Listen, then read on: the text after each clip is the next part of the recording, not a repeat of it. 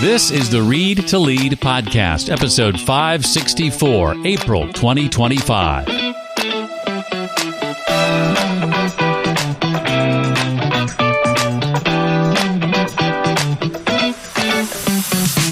What if the traits you need to get ahead are the exact opposite of what you've been told? To be successful, you need to be weird, selfish, shameless, obsessed, manipulative, brutal, reckless, and bossy. And, well, that takes courage. Hi, I'm Jeff, and this is the Read to Lead podcast. And you're about to enjoy our April 2025 installment featuring author Jenny Wood. Her new book is Wild Courage. Go after what you want and get it. As a former Google leader and top career coach who chased an attractive stranger off the subway and later married him, Jenny knows her way around courage. In this book, she shatters conventional wisdom about achieving your goals and gives you permission to ditch your fear and chase after what you want unapologetically. She reclaims those 9 traits I mentioned from their negative shackles and teaches you how to apply them in a savvy and sane way to supercharge your success. Whether you're trying to impress your new boss, snag a stretch promotion, or land a life-changing deal, Wild Courage coaches you to smash through your fear of discomfort, failure, and the judgment of others to embrace your boldest self in pursuit of what you want. To be successful, you need to have courage and wild amounts of it. Jenny Wood spent 18 years at Google climbing the ranks from entry-level to executive, most recently running a large operations team that helps drive tens of billions of advertising revenue a year. She also created one of Google's largest career development programs ever, loved by tens of thousands of employees worldwide. She's now a full-time speaker and author, and she's here today to shatter conventional wisdom about professional advancement. She helps people get what they want unapologetically. Well, Jenny, I am excited to have you on the Read to Lead podcast for lots of reasons. And one of the things I wanted to share with you right off the bat is in January, the Read to Lead podcast went from being a weekly show, 52 episodes a year, to being a monthly show. We're 4 months in, and you're one of those 12 for 2025. And so far, they've all been women, interestingly enough. Well, I'm honored, and that's awesome. And I want to start off with asking you to set the stage and elaborate on how wild courage differs from the traditional notions of courage and why it's particularly important in today's world where, social norms and judgments are amplified by things like social media. Yeah. Well, let's talk about social norms and judgments. I think that's a great way to tee up this conversation. Wild courage versus regular courage. It's 2011. I'm riding the subway home from work in New York City, and about 20 feet away from me stands this really good-looking guy. Gorgeous blue eyes, thick brown wavy hair, the whole works.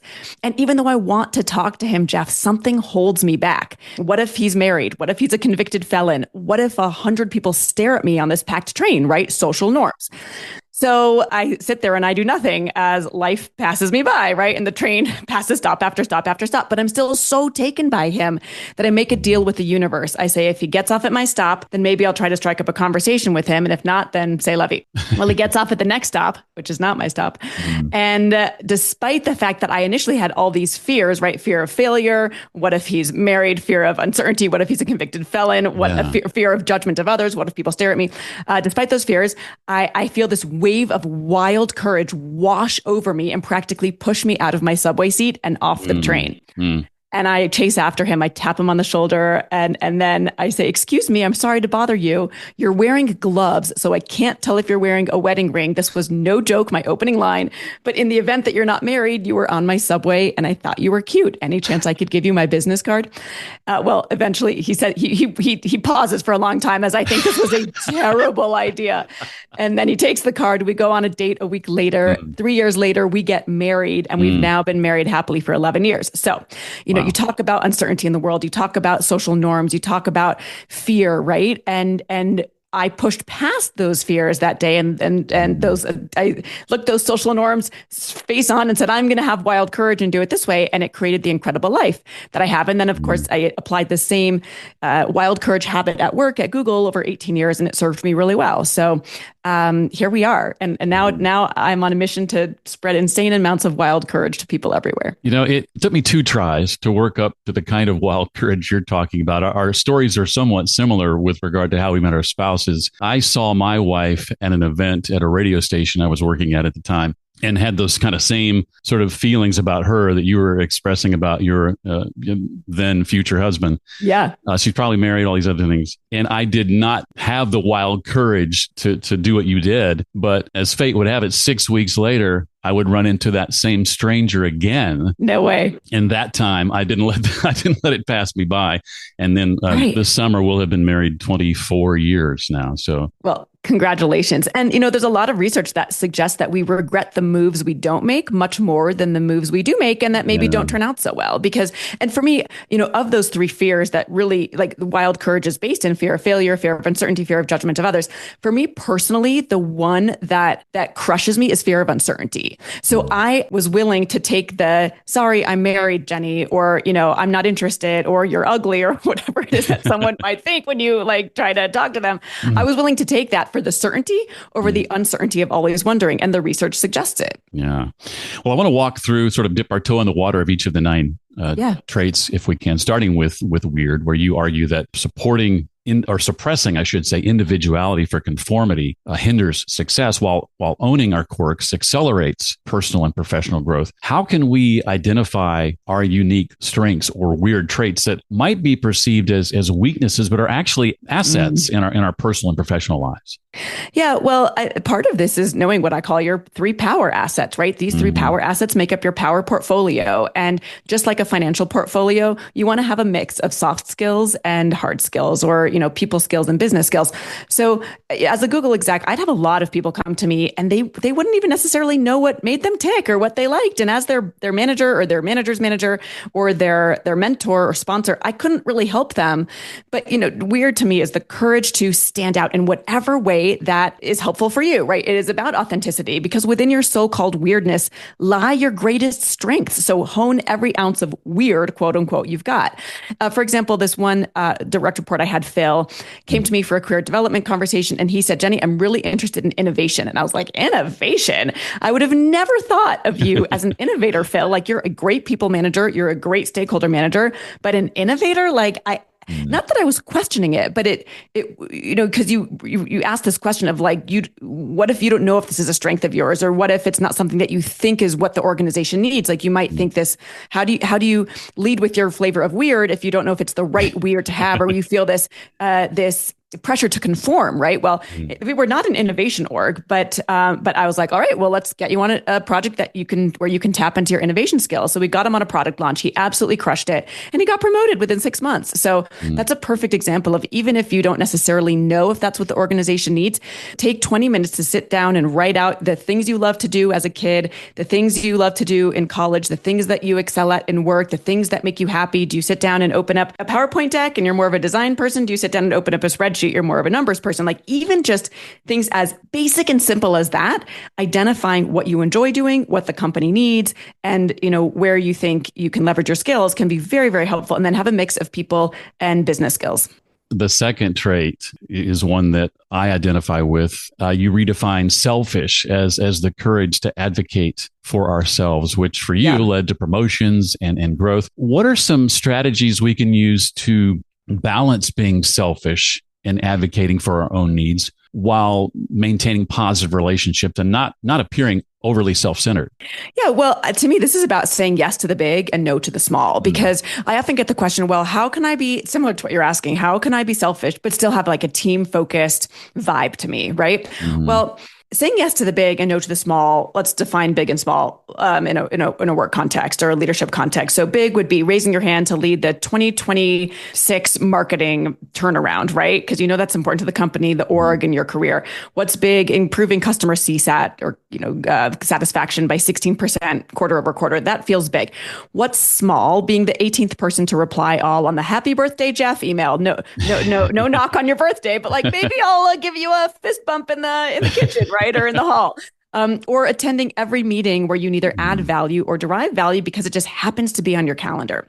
So in those cases, if you're saying yes to the big and no to the small, you're allowing yourself to own your time, right? And it doesn't take anything away from anybody. In fact, they're probably happier because they don't want an 18th person replying all on that email and clogging their inbox. So it can actually be win-win. And another thing that I consider small is, always being the person who takes the notes in the meeting, or always being the person who plans the dinner when the VP's in from out of town, right? Or always being the person to lead the company picnic. Like these things matter for team building and for culture and for camaraderie. However, if you're always the one who says that because you don't want to, you figure like you got to go along to get along. I want to be a team player. Nobody else raised their hand to do it. So rather than sit uncomfortably in silence, I'll raise my hand again and again and again. Well, that's what ends up constituting nap work, not actually promotable. So I say, don't nap at the office, whether you're, an early career professional or you are a leader. Be smart about where to put your time. And that is what I call being healthily selfish. It doesn't harm anybody, but it really can help you move the business. And what moves the business is what moves your career. I'd be curious to know what you think about this. I remember in advocating for myself at my last regular job involved making a case for a substantial raise at this nonprofit where, raises for the whole staff is a budget line item. And sure. I knew if I was successful in getting more, that meant somebody else is going to be getting less. And this kind of ties into the third trait a bit, shameless. Yeah. Because I remember someone asking me, who I didn't work with, but said, don't you feel guilty now that you've successfully made the case for that raise, you've gotten it, that somebody else is going to get less now? And my response was, well, no, that was the short answer. But it was really about, as you talk about in the Shameless chapter, the courage to stand behind my efforts and my abilities without guilt. If I didn't feel I'd earned that raise, sure, I might have felt guilty, I guess, but I had demonstrated that I had earned it. And so that assuaged the guilt, I guess. Yeah. And I will say, not all talent is created equal, right? Like we all work in teams. We've all worked with people who we know that we potentially add more value, or that we work harder, or that we are going above and beyond. And that is not the same of every single employee. So I do fundamentally believe in a meritocracy. And I do believe in the fact that like hard work and talent and skill and dedication and, I had a boss who once said, there's no traffic on the extra mile. And I love that phrase. And so if you're the kind of person who goes the extra mile, then I think it's okay to be shameless, which is the courage to stand behind your efforts and abilities. As you just said, it's about finding your swagger, and it's about not feeling guilty. I mean, this whole concept of wild courage is about kicking guilt and imposter syndrome and judgment to the curb and standing up for what you know is right, what you believe in, what you feel like you can contribute to the world, and to push past that fear of guilt, that fear of what might someone think. And chances are they don't know, right, that they got less because you potentially got more. Right. And sometimes you're describing a zero-sum game, but there are also lots of times where it is a positive-sum game, right? Where anybody who is doing X type of work or X skill level actually can get, a certain level of bonus or raise, but sometimes you have to be the squeaky wheel and ask for it. And these are like the unspoken rules that people oftentimes don't talk about, but need to be taught. And that's what I do in this book, is I sort of teach the quiet stuff out loud. I love how you've taken each of these words that have a negative connotation and you've reframed them. We've talked about, what was the first one? Weird, selfish, shameless. Obsessed is the next one, which you describe as setting high standards and persisting toward goals. Yeah. How do you personally maintain the balance between being obsessed with your goals and also ensuring you don't burn out or neglect other important aspects of life? Yeah, I mean, it's an interesting time to be asking me this question, because the book came out 4 weeks ago tomorrow. And this past weekend was the first time, and my kids are 7 and 9. And my son, who's 9, is like pretty high needs. Like he definitely struggled the last couple of years with mom being very unavailable, not completely unavailable, but oftentimes unavailable. And this weekend I've been reflecting on, wow, was I too obsessed, right? Did I take it too far? Because every one of these 9 traits has what I call trait traps. A level that you can take it that's too far, classically selfish, right? Or obsessed in a way that induces burnout, or you grind yourself into a workaholic pulp, versus what I intend by obsessed, which is the courage to set your own standard and to perform at your highest level because your enthusiasm fuels your effort. Well, I was so enthusiastic about putting this book into the world. Before that, I was so enthusiastic about being at Google, growing from entry level to executive and founding one of the largest career programs in the company's history. Like, these things were so exciting to me that it was hard to pull back or to dial it down. But as I was, building a little fairy castle with my daughter this weekend and going on a 2-mile walk with my son where I didn't bring my phone for 43 minutes and just really tapping into what it was like to be with them, it did make me think about, okay, what is taking obsessed too far? And did I take it too far the last 3 years? And how do I feel about that? And how would I correct next time? Like, would I write a second book? If I did, how might that look different? Because I do think that of any of these traits, the one that I am at most risk of taking too far and getting caught in a trait trap is obsessed. Then on the other hand, do you know the author Marshall Goldsmith? He wrote, I just met him for the first time this week. And he said, Jenny, you hit the New York Times. Your book is, it's lightning in a bottle right now. Like, capitalize on it. It's not going to last forever. And he said, remember, a well-balanced life does not mean a well-balanced year. And I was like, okay, well, now this makes me want to dial it back up even more. But I have to find the right level of obsessed that works for me, because I tend to get very enthusiastic about things. And I think many people do, right? Like, people are passionate. People are ambitious. Ambition is a good thing. People are opportunistic. Opportunities are amazing. Why isn't opportunistic a great thing, right? It's another one that, like, we could reframe. So it's important to keep the right level, though I don't do a great job of it every time. And I was thinking about that this weekend and what I would do differently if I wrote another book, because it was rough on my kids. Well, I want to commend you. 2-mile walk with your son and going 43 minutes without your phone. I'm surrounded by a lot of nieces and nephews who have young kids. And if I could get them to do that, I mean, coming from a guy who has no kids, I'm giving parenting advice. I'll take it. You've got a good third party perspective. But I wish more people would do that. It's a very hard thing to do. But when I see people walking with their families or even their dogs and their nose is buried in a phone and they're not paying attention to anything around them, it drives me insane. Or just in general in life. Good way to get hit by a car, by the way. Oh, yeah, absolutely. Well, the next one is nosy, which you reframe as insatiable curiosity. Asking questions, right, leads to learning and opportunities. What is one of the most impactful questions that you've asked in your career that led to a significant learning or opportunity, and why was it so effective? Oh, well, this is an evergreen one, not an episodic one for me. Okay. And it is the question that I would ask every single direct report, every leader who reported to me, every indirect report when they would come to me for office hours at Google. And at the end of the 20 or 30-minute meeting, I would always ask, how can I support you this week? Always a what or how question is the best type of nosy question, as opposed to a yes or no closed question, because what and how questions get people, thinking differently. It expands the conversation. It creates richness and depth. And I love the concept of servant leadership, and I am there to help my team and to support them. But it's so easy to get bogged down in the data and the metrics and the fire drills. And if you're one-on-one with your direct reports, just looks like constantly going through the bullets that they prepare, and hopefully they prepare good bullets. That would fall under obsessed, right? I think the best one-on-one documents have 3 categories: business, metrics, and roadblocks that a leader can remove. And that's what I recommend everybody prepare for their boss each week. And then every 6 weeks, add a 4th category called career, have a couple bullets under each one, link to documents, artifacts, customer, feedback, spreadsheets, anything like that. Like, now I'm back to how I would have an obsessed one-on-one with your boss and make it really effective. But as the boss, the best thing you could do is pull your direct report out of that kind of day-to-day, here are the wins, here are the roadblocks, all that stuff matters. But at the end, save 2 minutes to ask them, how can I support you this week? Because you never know what's going to come up. You never know if they're going to say, gosh, I'm really struggling with this stakeholder, or this metric just doesn't feel realistic. I don't think we're going to hit it. Or, we're going through this reorg and I'm struggling with how to communicate it in a way to my team that's both truthful, but also motivating. So that is my favorite nosy question, is how can I support you this week? The next one, manipulative, is reframed as influencing others through empathy, which I love.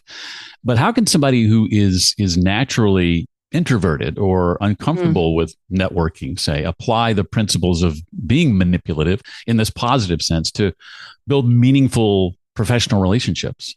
Yeah, this is almost an extension of what I was just lightly mentioning about the one-on-one document. When I help introverts apply these 9 traits at work, I start with, well, what doesn't even require interacting with somebody else, real time live, I should say. So for example, as more of an extroverted person, there was somebody, a VP, who was very impressive to me, and he did a talk during an offsite I had with my leadership team in Dublin.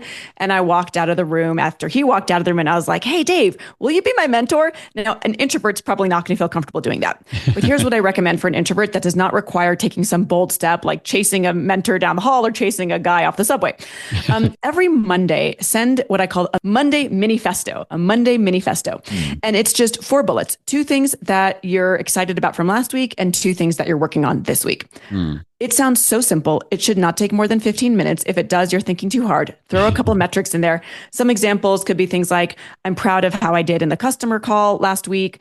We're making progress on our spring athleisure launch, right? We've got 7 of the documents reviewed out of 9 we have to review, right? Throw a number in there. Your numbers don't have to be fancy, like revenue or cost savings. And then 2 things you're excited to work on this week. About 10% of people in my professional life who reported to me did that, and they always stood out as the people who were proactive, future leaders, people who recognized that 50% of their job was doing their job and 50% was communicating up, down, and across as leaders themselves. But so many people don't do it. It's common sense, but it's rarely common practice. And the reason I say it's great for introverts is because again, it doesn't require some big, bold move. It's just getting into the habit of spending 15 minutes each Monday morning, or Friday is fine also, but Monday Minifesto gives you the alliteration, and just communicating a couple key things to your boss, because it's not what you do, it's what your boss thinks you do. And like it or not, that's what I have found to be true in my 18 years in corporate. You were talking a bit earlier about, I think it was saying yes to the big, no to the small, I think is how you said it. Exactly. Yeah. Being brutal is the next trait I want to dive into, about setting boundaries and learning to say no. I often talk to my community about the need to often default to no rather than what we often do, and that's default to yes. And I was wondering if maybe you could share a specific instance where you had to be brutal in saying no to an opportunity or a request, and how did that decision impact your career or your personal life, perhaps positively? Yeah. Okay. Well, one happened yesterday, so I'll share that one. So I don't know if the impact will be on my career, but I feel really good about it, because if it's not a hell yes, it should be a hell no, right? Yeah.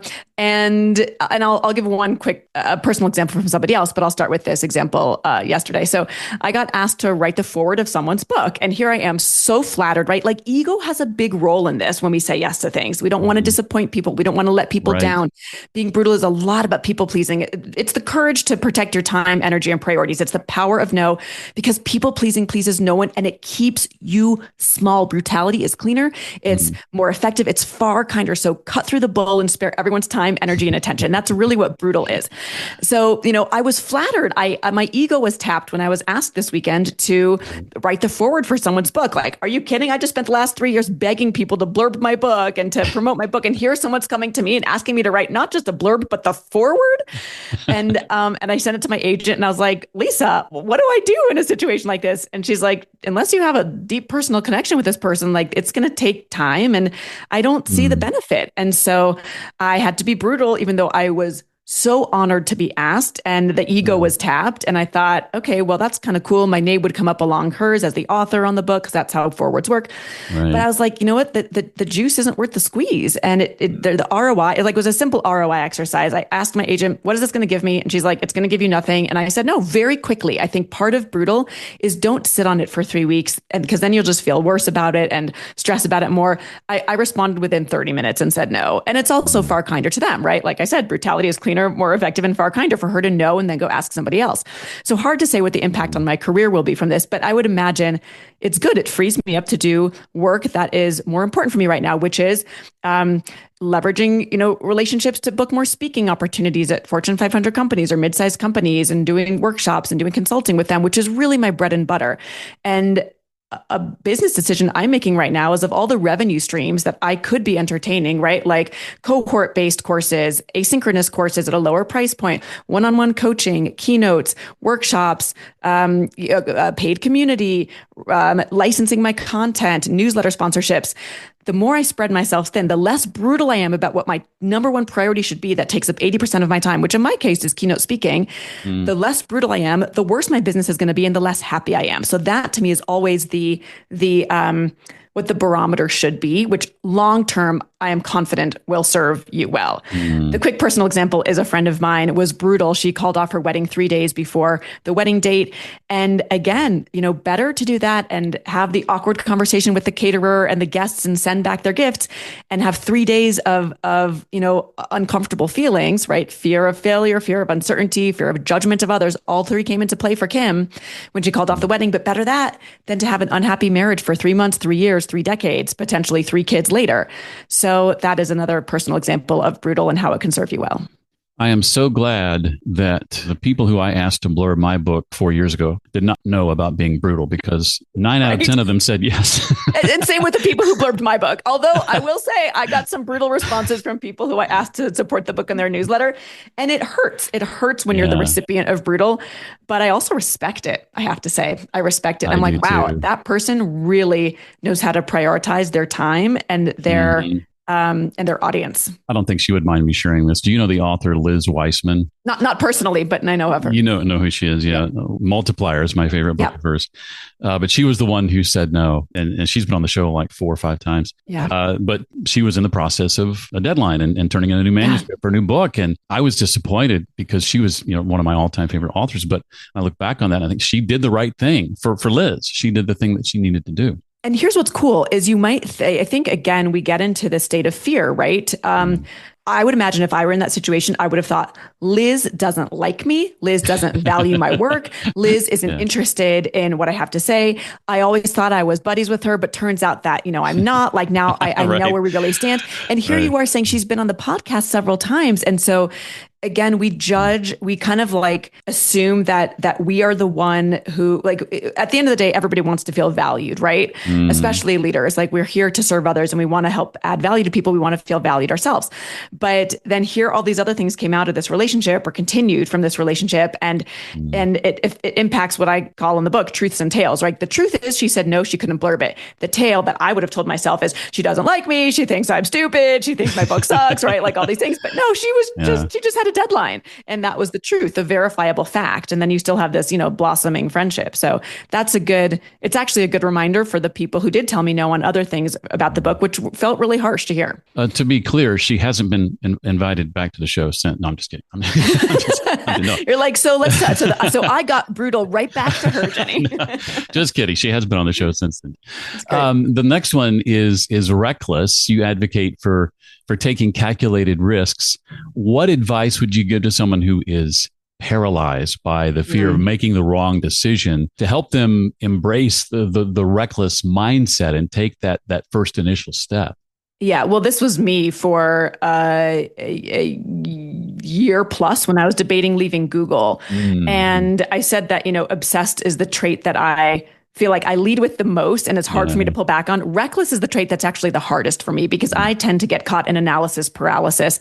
One of my favorite TED Talks in the world is Barry Schwartz. He's a psychologist at Swarthmore University. His TED Talk called The Paradox of Choice.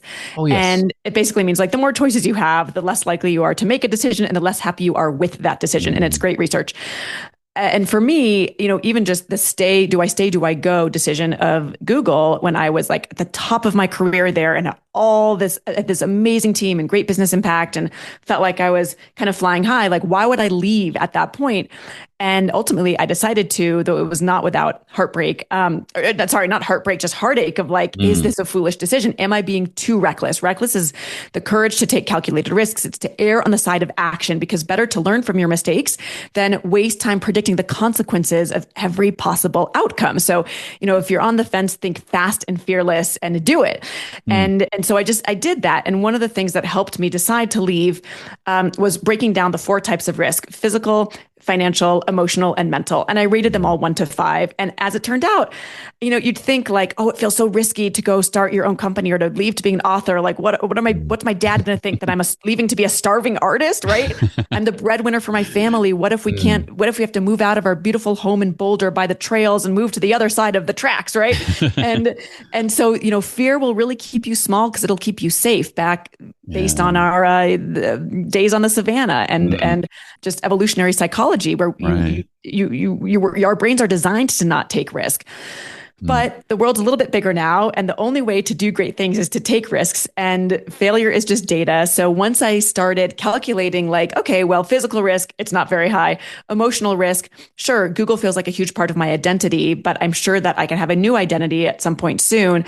Mental risk, I think there's more risk in staying at Google, I realized when I broke it down, than leaving, because I was maybe having incremental learning at Google, but now as an entrepreneur and a speaker and an author, like I'm having step function learning, meaning it's just incredible growth, quarter over quarter, month over month, hour after hour even. So the mental risk was actually larger staying at Google, which I would have never anticipated if I hadn't written down scale of 1 to 5. What is the physical, emotional, mental, and financial risk? Financial risk, that one felt real. But then I said, I can always go back and get another job if I spend 2 years getting, folks excited about Wild Courage, and I just can't make enough money, but I think I will. Well, the last trait, bossy, places an emphasis on guiding others to success through support and direction, not domination. Am I saying that right?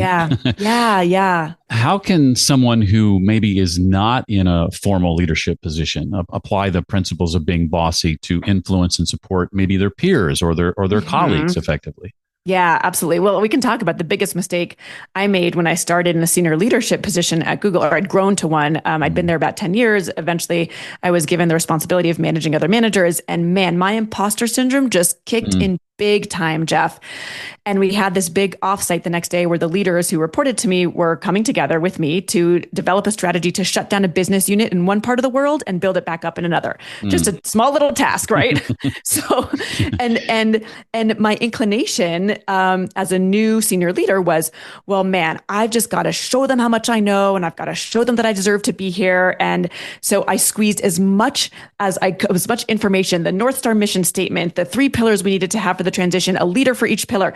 And I put it all in this 30-page, PowerPoint presentation, or Google Slides presentation, actually, as it were. And I walk into the meeting, I start presenting, and like the entire energy in the room dissipates, Jeff. And I look at them and I was like, what's going on? And they're like, Jenny, why would you come in here thinking that you have all the answers? We have a combined 35 years of experience on this team. You've been here, 3 months now? And I'm serious. Like, Google has something called psychological safety, which means you should feel free to speak your mind, no matter whether it's someone more above you or below you. And they were feeling very psychologically safe that day, I shall say. But what I should have done was leverage the IKEA effect. The IKEA effect is the fact that basically people value things more when they help create them. I won't go into the whole body of research, but it's a really cool study where, when people put an IKEA box together themselves, they valued it more, they priced it higher than people who were given the box. That's the nuts and bolts of it, pun intended. So they should have been able to participate in that decision making. Now, I was the leader that day, but what if you're not the leader? What if you're an individual contributor who wants to be a leader one day? Well, you can still apply the same thing. You can delegate. You can get people's opinions on things. You can show up in a team meeting and you can say, rather than stating an opinion, you can ask a what or how question, right, to the group. It shows that you have future leadership potential when you are allowing other people to weigh in, to buy in. Or let's say you're presenting a new strategy about next year's marketing plan, whatever it is. Instead of presenting to the 7 stakeholders, you pick 2 or 3 of them to present to first and to run your slides by and get feedback, and then incorporate that feedback, especially if you think they might be the naysayers, and create some negative groupthink in that meeting. These are all things that show that you will eventually be a strong leader, or what I call bossy, which is steering others to success. Bossy is the courage to listen and lead. And even if you don't have the fancy title or you're not the head honcho, you can send signals, or even just mentoring people, right? Like if you join an official mentorship program at your company, or you just informally say to some new hires, I'm excited to mentor you. Your leaders see that. They see that. They need that. They want that. It takes the burden off of their plate to get people on board. And man, that is one of the best things you can do to eventually get one of those management or leadership positions is just start informally mentoring people and seek other people's feedback, leveraging the IKEA effect, because people need to weigh in to buy in. So do that casually in a team meeting and let your boss see it. Jenny, looking back on your own journey, what's one piece of advice you wish you'd received earlier in your career that would have helped you maybe embrace wild courage a little sooner? Well, for me, it would be chill the F out. I like that. I don't know how that relates to wild courage, but even I was talking to Kim Scott, who wrote Radical Candor. She was just a huge supporter on this book, and we were having tea in her house at one point. And I was there for a keynote in California, and I was like going through it's probably being mindful of the trait traps, right? So, and I was like, okay, well, I've got this lined up for PR for the book, and I've got this lined up for how I'm going to market it, and I've got these keynotes lined up, whatever it was, and I was like, Kim, what else would you say? And she's like, just have fun. Just enjoy it, Jenny. Like, it's a once in a lifetime opportunity. And that feedback applies to so much else that I think, it's like my wild courage, my pushing it, my asking for what I want, my going after it. Like, it has helped me get it all, right? Or, whatever it was that I was seeking, not every time, but often. But I think that, again, going back to Barry Schwartz's research, he also has this research on maximizers versus satisficers. I'm definitely a maximizer, and wild courage is about being a maximizer. But maximizers get slightly better results, though they're less happy. And satisficers get slightly worse results, but they're happier with the results. And so I'm not saying I'm an unhappy person. I'm a very happy person. But I do know that sometimes I just need to enjoy the process and let it unfold and kind of live into the answer on a lot of things. Well, for someone listening who runs an organization, who leads an organization, what are some ways, the best ways they can interact with you and engage you in these topics? Yeah, well, it's jennywood.com/speaking. ITSJENNYWOOD.com/speaking is the best way to get in touch with me if I can add value to your organization. And I'm just excited to share the book. If you feel like it would help your employees be more engaged or motivated or empowered or inspired at this time of tremendous change in the world, in the government, in the economy, within your organization, within your team. I've seen my fair share of reorgs. It's kind of, the book is the perfect antidote to all of that helps people feel ownership over their best work, which helps the bottom line of the company. So I'm just excited to share the work as well. Well, it's been out for a month. You can get it now, of course, all the usual places. It's a New York Times bestseller, 5.0 rating on Amazon, over 100 awesome reviews. It's called Wild Courage. Go after what you want and get it, by our guest today, Jenny Wood. Jenny, thank you so much for taking time to be on the Read to Lead podcast. I really appreciate it. Thanks for having me. That website, again, where you can hire Jenny, find out more about her book, is itsjennywood.com. I'll link to that in the show notes, as well as her LinkedIn profile in case you want to connect with her there. One more time, her website is itsjennywood, ITSJENNYWOOD.com. That's itsjennywood.com. The show notes page for this episode, by the way, is readtoleadpodcast.com/564 for episode 564. Ian Morgan Cron, the author of the best-selling book, The Road Back to You, all about the Enneagram, one of my favorite books from several years ago, has a brand new book out called The Fix: How the 12 Steps Offer a Surprising Path of Transformation for the Well-Adjusted, the Down and Out, and everyone in between. He joins us for our May episode. That's right. Ian Morgan Cron will be our guest May 2025 to talk about that new book, The Fix. I so hope you enjoyed our April episode with Jenny Wood. That's going to do it. Hope to see you next month for my chat with Ian Morgan Cron. Until then, as always, remember, leaders read and readers lead.